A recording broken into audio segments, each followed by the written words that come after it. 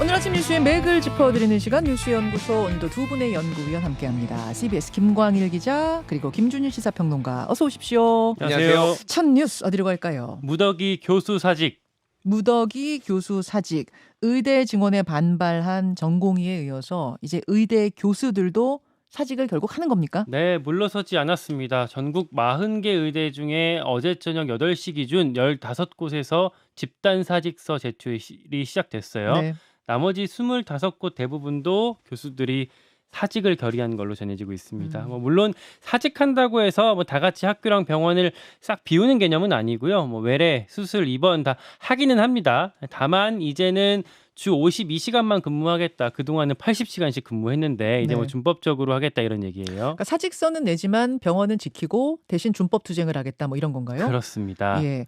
정부가 협의체를 만들자 이렇게 제안을 한 게 24일 아닙니까? 네. 이건 어떻게 지금 돼가는 거예요? 그러니까 역시나 2,000명에서 충돌하고 있어요. 증원 규모 2,000명. 네, 정부가 계속 대화 분위기 조성 어떤 군부를 피우고 있는데 어제도 당장 전공의 면허 정지 처분을 잠정 보류하겠다. 그리고 협의체 만들기 위한 실무 작업에 착수했다. 이런 발표를 했거든요. 그런데 의사단체 쪽에서는 선결 조건을 내걸고 있어요. 2,000명 증원 먼저 철회해야 우리는 대화에 응하겠다. 이런 입장이에요. 자, 이게 2,000명 딜레마에 빠진 것 같아요. 네, 맞아요. 복지부는 2,000명에서는 우린 꿈쩍도 할 수 없다 이거고 의사들 쪽에서는 일단 그거는 백지화로 해놓고 다시 논의하자. 네. 이 부분이 부딪히니까 대화의 장이 안 열리는 거죠. 말씀하신 것처럼 정부가 이거 안 된다라고 못 받고 있어요. 대통령실도 증원 숫자는 변동 없다. 이미 정원 배분이 끝났다 이렇게 선을 그었고요. 중재자라고 나섰던 한동훈 위원장, 그 국민의힘 비대위원장 역시도 정부가 해온 방향성에 대해서는 국민들이 많은 부분 동의하고 있다라면서 일정 부분 정부 방침에 힘을 실었습니다. 물론 대화의 여지가 열리고 있는 부분도 있긴 해요. 의사단체 전국 의대 교수 협의회에서도 증원 백지화하자고 우리가 하는데 그걸 어떤 영명 아예 증원 자체를 하지 말자라는 얘기는 아니다라고 네. 말을 했고요. 예. 한덕수 국무총리는 오늘 의료계 주요 관계자들 만나서 현안 논의한다고 해요. 제가 주목한 건 한동훈 위원장이었는데 네. 어제 신당동에서 인요한 국민의 미래 선대위원장이 그러니까 투톱이죠. 네. 인요한 위원장이랑 떡볶이 회동을 했거든요. 예. 거기서 이런 얘기를 나눴다고 해요. 구체적인 증원 숫자에 매몰되지는 말자라는 취지로 의견 교환을 했다고 합니다. 그러니까 증원이라는 방향성은 맞다. 하지만 2,000명에서 한 발짝도 못 물러선다. 이렇게 가지는 말자. 그 2,000명 딜레마가 되니까 이걸 좀 빠져나가기 위한 고민들을 하고 있는 것 같습니다. 김준일 평론가. 네. 근데 이제 복지부 입장은 계속 2,000명을 고수해 왔던 터라 갑자기 이거를 방향을 바꾸는 것도 지금 이제 좀 뭐랄까요? 이상해진 상황이 돼버렸고 이렇게 되니까 대화 물고 안 터지고 교수들은 오늘 계획대로 사직한다 그러고 어째 풀리는 것 같았다가 다시 꼬이는 느낌입니다. 그러니까 지난번에 이제 2,000명을 서울을 제외한 수도권 그리고 이제 지방에 이제 그 증원을 하면서 예. 그때 언론들이 제목을 뽑은 게 대못, 쐐기 이런 거였거든요. 예. 그러니까 이거를 돌이키기가 힘들어지는 상황이 돼버렸습니다. 왜냐하면 이게 단순히 보건복지부의 문제도 아니고 이를테면은 교육부의 문제도 돼버렸어요. 그러니까 이게 이제 만약에 여기에서 물러버리면은 이제 혼선을 불러일으켰다. 이런 또 비판에 좀 피하기가 어려운 상황이고 그럼에도 불구하고 이제 물러설 수도 저는 있다고 보는데 네. 이게 일종의 트레이드 마크. 그러니까 2,000명이. 트레이드 마크가 됐고 윤석열 정부의 어떤 뚝심 이런 거를 이제 조금 보여주는 어떤 상징성 같이 돼버려가지고 정부 입장에서도 상당히 이제 지금 물러서고 싶어서 상당히 조금 딜레마? 어려운 딜레마가 있습니다. 지금 어저께 이제 환자단체 연합회 같은 경우에는 네. 환자들 죽어 나가야지 종지부 찍을 건가 이런 성명 발표했고 그렇죠. 지금 경찰 같은 경우에는 지금 의사 커뮤니티에서 이를테면은 참여 안 한 집단행동 참여 안 한 전문의 색출 의혹이 있어서 거기에 대해서 지금 대표 지금 소환 조사하고 있고 그래서 골고루 지금 다 이렇게 진행될 건 진행되고 있고 파열음은 나고 있어요. 오늘 또 오후 6시에 의사협회 이제 새 지도부가 뽑힙니다. 그래서 회장이 이제 2명이 나왔는데 소아청소년과 회장인 임현택 후보 그리고 언론홍보위원장이고 35대 의협회장을 지닌 주수호 후보 이 두 사람이 맞붙었는데요. 둘 다 그냥 강경파예요. 그래서 누가 되든 강경파고 2,000명 증원은 아예 받아들일 수 없다. 그래서 아예 지금 이제 의협이 사실은 전체 의사를 대표하지만은 주로 이제 개원이 뭐 소위 말해서 의사 자영업자 중심으로 조금 이제 조직이 꾸려졌다라고 본다면은 여기도 이제 뭐 파업 강경, 뭐 파업에 동참할 가능성까지 뭐 제기되고 있으면 가능성이 높지는 않지만은 어떤 식으로든 지금 진정될 기미가 보이지 않고 있어서 정부 여당 입장에서 상당히 좀 곤란한 상황이 지금 돼가고 있는 것 같습니다. 지금 2,000명을 배정해 놓고 나니까 사실은 여론에 살짝 뭐랄까 변곡점이 생긴 것 같거든요. 예를 들어서 충북대 의대 49명에서 200명 이 숫자가 딱 나오고 나니까 진짜 가르칠 수 있는 거야. 이제 여기서부터 조금씩 여론이 바뀌기 시작한 것 같고 정부도 돌파구를 찾기 시작한 것 같은데 문제는 아까 말씀하신 것처럼 환자예요. 특히 장기 치료를 해야 되는 뭐 암 환자, 중증 환자 이런 분들 걱정이 이만저만이 아니라 대화의 돌파구 찾아야 될 것 같고 오늘 저희가 인터뷰 하나 준비했습니다. 2부에 전 가톨릭 중앙의료원의 이 인턴 대표, 그러니까 전공이라고 하면 인턴과 레지던트를 합한 거죠. 이 대표를 맡았던 류오카다 씨, 전공의들의 지금 입장은 어떤 건지, 이분도 그 면허 정지 사전 통보를 받은 몇 명 중에 한 명이거든요. 이야기 직접 들어보겠습니다. 두 번째 뉴스로 가죠. 대파쇼와 땡땡이. 요거는 대통령이 지난주 하나로마트 방문했던 그 얘기 후폭풍인가요? 네, 총선 이슈 두 가지를 설명드릴 건데요. 먼저 대파쇼. 어제 무려 한칼 토론에서도 얘기를 했는데 말씀하신 것처럼 일주일 전에 대통령이 하나로마트 가서 875원짜리 대파 보면서 합리적인 가격이라고 생각된다라고 말한 게 알려지면서 뭐 물가도 모르냐, 뭐 그리고 특히 뭐 대통령 온다고 대파를 이렇게 싸게 해놨냐 이런 비판이 있었잖아요. 네. 물론 그 당시 대통령이 다른 데는 이렇게 싸게 사기 어려운 것 아니에요라고 했기 때문에 물가를 모르는 건 아니다라는 뭐 반론도 있긴 했었는데 아무튼 민주당이 이걸 계속 언급하고 있습니다. 이재명 대표 특히 어제 윤석열 대통령을 벌거숭이 임금님으로 만드냐 대통령 실언에 물가를 끼워 맞추는 느낌이다라고까지 얘기를 했고요. 민주당 후보들은 최근에 릴레이를 하고 있어요. 페이스북에다가 각 지역 대파값이 얼마인지 뭐 서로 물어보는 챌린지 같은 걸 하고 있거든요. 대파 챌린지를 열고 있어요? 네, 이를테면 장경태 의원이 안기령 후보님 도봉구 대파값은 얼마입니까? 뭐 이런 얘기를 페이스북에 올려서 서로 이제 쭉쭉쭉 타고 가는 거예요. 네. 그리고 뭐 민주당에서는 투표로 대파하자 뭐 이런 슬로건까지 총선 슬로건으로 내걸 정도고 조국 혁신당에서도 윤석열 정권은 좌파도 우파도 아닌 대파 때문에 망할 거다 이렇게 라인 맞춰서 공격하고 있어요. 자, 이렇게 대파 공격이 계속되자 국민의힘도 좀 공세적으로 자세를 바꾼 것 같아요. 그러니까 그동안은 로우키였어요. 웬만하면 반응하지 않고 이를 키우지 않겠다라는 취지. 그러니까 왜냐하면 폭발적인 이슈인 거는 맞거든요. 제가 어제 당의 한 관계자를 만났는데 그 사람도 이렇게 얘기를 하더라고요. 그 대파라는 게 사실 사람들이 매일 접하는 품목 아니냐. 그렇죠. 대중한테는 의료 공백보다도 오히려 이 대파가 훨씬 더 크게 느껴질 수가 있다.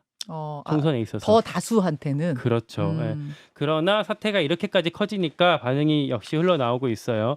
윤희숙 후보, 국민의힘 윤희숙 후보는 민주당이 전국을 다니면서 대파 쇼하고 있는 동안 정작 인플레이션 대책은 말 못하고 있는 거 아니냐라고 얘기를 했고 비례위성정당인 국민의 미래에서도 논평을 냈는데 조국 신당 쪽에 이제 반박을 하면서 문재인 정부 시절인 2021년에는 대파 한 단에 7,000원이지 않았냐라고 반박을 했습니다. 근데 이게 좀 어폐가 좀 있는 게 애초에 이게 단순히 대파가 비싸다고 문제가 된 건 아니잖아요. 그러니까 3,000원짜리 대파를 왜 갑자기 875원에 팔았냐, 뭐 눈 가리고 아웅했냐 이런 게 핵심인데 이렇게 대응이 딱 적확하게 들어가고 있지는 않아서 논란은 당분간 계속될 것 같습니다. 네. 김준일 평론가. 그러니까 지금 전체적인 기류가 이제 이종섭 대사, 뭐 이제 황상무 수석, 뭐 이쪽에서 이제 약간 민생 쪽으로 조금 이제 딱 옮겨가는 분위기예요. 요거를 가지고 이제 전선이 좀 그어졌고, 그래서 국민의힘의 구호도 이를테면 운동권 청산론, 종북 야당 심판론 뭐 이런 쪽으로 가다가 이제 민생 쪽으로 좀 쫙 이제 옮겨가는 분위기입니다. 그래서 아까 전에 이제 앞에서는 이제 의사단체하고 이제 한동훈 비대위원장이 협의를 하고 중재를 하고 나서는 모양이라든지 정책들을 이제 막 쏟아내고 있거든요. 어제 이제 등록금 정책이 나왔죠. 세 자녀의 경우에는 전원 다. 그럼 세 자녀 이상이면 세 자녀 모두 다 등록금 면제예요? 네, 모두 다 등록금 면제를 하겠다. 그래서 뭐 뭐 이례적으로 민주당에서도 뭐 이거에 대해서는 좀 우리하고 방향이 뭐 비슷하다 뭐 이런 취지의 이제 뭐 환영이 나왔어요.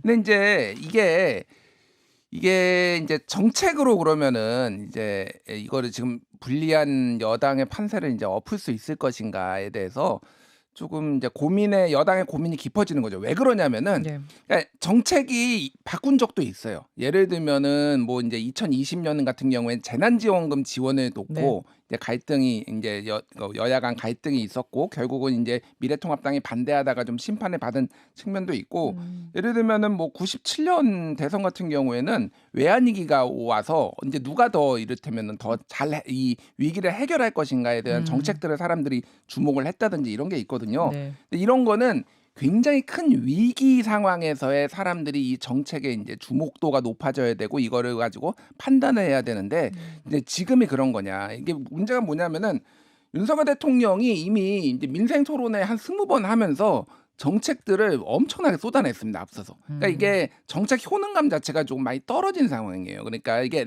소위 말해서 너무 난사를 했다라고 했는데 여기에서 한 숟가락 더 얻는 것이 정말로 이제 국민들한테 막 와닿을 것이냐. 근데 여기에서 야당은 효과적으로 이제 대파라 문제라든지 이런 것들 좀 파고들어서 좀 어려운 상황이다. 이렇게 보면 될 것 같고. 자, 국민의힘에서의 이제 그런 민생 대책을 내놓은 상황에서 민주당은 1인당 25만 원 민생 지원금을 주자 이렇게 제안을 했단 말입니다. 어제 네. 이것을 놓고도 여러 가지 이야기들이 오갔죠. 그렇죠. 이제 포퓰리즘이다. 뭐 이렇게 이제 우려도 나오고 있고 현금 지원하는 거를 굳이 이제 선거 앞두고 이렇게 이건 매표행이다. 뭐 찬반 논란도 있고 지금 경제가 돈이 안 되기 때문에 이제 지역 화폐로 지급을 할 경우에는 충분히 이제 경제를 부양하는데 왜냐하면 이거는 다 직접 돈을 쓰고 이게 이제 돈이 돌게 되면은 확실히 이제 자영업자들이 이제 이익을 볼 수가 있고 좀 경기가 살아날 수 있다 뭐 이런 논란들이 있습니다. 그래서 중요한 거는 지금 정책을 가지고 이게 정말로 한 방에 가르기는 좀 어려운 것 같고 중앙일보 기사가 조금 눈에 띄었는데 네. 2030보다 많아진 60대 이상 경로당 공짜 점심 쏟아낸다라는 건데 뭐 여야 공이 쉽게 얘기를 하면은 막 쏟아낸다라는 거예요. 공약을. 지금 이를테면 이재명 대표가 뭐 경로당 주 5일 점심 제공을 네. 얘기를 했고 국민의힘 같은 경우에는 10대 공약에 요양병원 간병비 이거를 급여화한다라는 건데 이게 15조 원 연간 들어간다는 거거든요. 그러니까 제가 앞에 오프닝에서도 얘기했습니다만 여든 야든 지금 뭐 좋아요. 정책들 뭐 좋은데 다 돈이 들어가는 거 아닙니까? 다 돈이 들어가는 문제고 돈을 준다는 거고 뭐 등록금이든 민생지원금이든 이게 다 우리 재정에서 감당할 수 있는 것인가? 현실성이 있는 것인가? 이 문제예요. 그러니까 그래서 사실은 사람들도 막 이렇게 정책에 쏟아지지만은 이거 뭐 가능은 한 거야? 네. 실제 뭐 줄 수는 있는 거야? 약간 이제 안 믿는 뭐 이런 그러니까 여러 번 속아서 좀 안 믿는 약간 그런 느낌도 좀 강한 것 같습니다. 예. 지난 총선 때 내걸었던 공약들 지켜지지 않았는데 똑같이 재탕하고 있는 것들도 많거든요. 그래요. 그렇기 때문에 이번에도 또 신뢰하지 못하는 생각도 있는 것 같고요. 제가 제목에서 그 대파쇼와 땡땡이라고 말씀드렸는데 땡땡이라는 땡땡이 뭐예요? 부분은 땡땡이는 사실 진짜. 민주당의 고민이거든요. 선명성에 있어서 사실 구도 잡기에 대한 고민이 있어요. 무슨 당장 말이죠? 어제 이재명 대표가 네. 윤석열 대통령을 향해서 뭐 그 대통령은 국민들한테 충실히 일하라고 권력을 맡긴 건데 언제 그렇게 땡땡이 치고 무심하게 자기들 권력이나 누리라고 했냐 이러면서 차라리 대통령이 없으면 낫지 않았겠냐라고까지 얘기를 했거든요. 아, 차라리 대통령이 없으면 낫지 않았겠느냐. 최근에 이런 발언들이 계속되고 계속했어요. 있어요. 예. 서슬퍼런 박근혜 정권도 건자해서 내쫓았다라고 하면서 뭐 탄핵을 이제 은근히 언급하는 얘기들을 하고 있는데 이건 사실 조국 혁신당에서 워낙에 선명하게 얘기들을 많이 하고 있기 때문에 뭐 이렇게 뭐 3년은 너무 길다 이런 것들을 하고 있기 때문에 그런 야권 안에서의 좀 경쟁적인 목소리 선명성 경쟁이 붙은 거다 이렇게 보시는군요. 그렇습니다. 선거 다가오면서 더 거세질 것 같습니다. 자, 마지막 이슈로 넘어가죠. 북일 회담 줄다리기. 북일 회담. 그러면은 김정은 기시다 두 사람의 정상회담 말입니까? 북한, 일본 간 정상회담에 물꼬가 트이고 있습니다. 김여정 노동당 부부장이 최근에 조선중앙통신에다 담화를 공개했는데요. 예. 최근에도 일본 기시다 수상이 가능한 한 빠른 시기에 그러니까 김정은 위원장 직접 만나고 싶다는 의향을 전해왔다라고 말을 했어요. 김여정이. 네, 여기에 대해서 일본 기시다 총리도 뭐 지금 결정된 건 없다라고 하면서도 북한과 모든 현안을 해결하려면 정상회담이 중요하다라고 해서 어느 정도 좀 필요성을 시사를 했습니다. 모든 현안 뭐요? 그러니까 의제를 갖고 지금 줄다리기를 하고 있는데 김여정 부부장이 했던 얘기가 일본이 지금처럼 우리의 주권적 권리 행사에 간섭하려고 하고 일본인 납치 문제에 골몰한다면 뭐 수상 구상은 뭐 인기 끌기에 불과하다는 평판은 피할 수 없을 거다라고 얘기를 했거든요. 여기서 말하는 주권적 권리 행사는 미사일 실험 말하는 것 같고요. 그러니까 미사일이나 그 일본인 납북자 문제 같은 거 얘기할 거면 정상회담 없다라는 식으로 이제 선을 긋고 있는 거예요. 근데 일본 쪽에서는 이런 것들을 얘기하고 싶어 하는 하겠죠. 근데 우리나라가 좀 생각해 봐야 될 게 북한이 이런 식으로 일본을 고리로 결국에는 얘기하고 싶은 게 미국일 거거든요. 트럼프 뭐 이후에 그렇죠. 이런 식으로 북한이 타고 가려고 하면 우리는 좀 왕따될 수 있다라는 점, 그러니까 고립될 수 있다는 점, 이 점을 우리가 좀 경계해야 될 것 같습니다. 지금은 이제 일본에서 북한을 더 만나고 싶어하는 눈치고 북한은 일본을 통해서 미국과도 뭔가 대화의 물꼬를 틀 수 있다면은 그러면 손 잡을 것 같고 대화의 손을 그럼 이제 우리가 소외되지 않을까 그 부분 지적하셨는데 김준일 평론가 이 분위기 어떻게 보세요? 그러니까 이제 북일 정상회담 얘기가 나온 게 좀 됐어요. 사실 이제 김여정 부부장이 지금 이렇게 얘기를 한 거는 네. 결단을 내려라. 그러니까 협상에 진전이 없다라는 거죠. 여러 가지 이제 일본인 납치 문제라든지 이런 것들에 대해서 서로 좀 요구 사항이 다르다라는 거 이거에 네. 대해서 그래서 그러니까 일본 같은 경우에는 지금 다음 달 10일에 이제 그 미국 기시다 총리가 미국 방문을 앞두고 있습니다. 그러니까 이제 얼마 안 남았어요. 그러니까 지금 미국도 이거에 대해서 북일 정상회담이나 이 대화에 대해서 반대하고 있지는 않거든요. 기본적으로. 네. 그러니까 미국은 사실 이제 대선을 앞두고 이거를 이제 관리하려는 측면이 강하니까 지금 상황에서는 어쨌든 뭐 김광희 기자가 얘기했듯이 윤석열 정부하고는 대화를 북한은 하지 않겠다. 이거는 이제 뭐 지금 오늘 언론 보니까 히라이와 슈순지 이제 일본 난잔대 교수 같은 경우에는 이게 총선을 좀 겨냥한 것도 보인다 이런 얘기를 했어요. 무슨 얘기냐면은 윤석열 정부의 대북 정책이나 외교가 북한에 대한 외교가 실패했다라는 인상을 주기 위해서 일본한테 과감하게 좀 계속 메시지를 내고 손을 벌리고 있다. 우리 압박이군요. 이것도 예, 우리 예. 정부 압박. 그렇죠. 그러니까 어쨌든 지금 돌파구는 지금 뭐 일본밖에 없다라고 이제 보는 거고 뭐 기시다 총리 같은 경우에는 지지율이 지금 뭐 최악이에요. 네. 지금 20%대 뭐 이렇게 나오고 있으니까 지금 어떤 식으로든 또 외무상 출신이잖아요. 그러니까 맞아요. 외교 전문가기 때문에 그쪽으로 좀 돌파구를 열려고 하는 것 같습니다. 그래서 이게 뭐 언제 될지는 모르겠으나 이게 북일 정상회담이 열려도 놀랍지는 않을 것이다. 예. 그런 분위기 여러분 보시면 되겠습니다. 이제 딱 보름 남았어요. 총선. 보름 남았어요. 판세 분석 이런 것도 요즘 많이들 관심 가지시는데 잠시 후 바로 이어질 토론 지역. 여기 두 분도 주목하셔야 됩니다. 핵심 격전지. 핵심 격전지입니다. 자, 나가서 들으세요. 고맙습니다. 고맙습니다.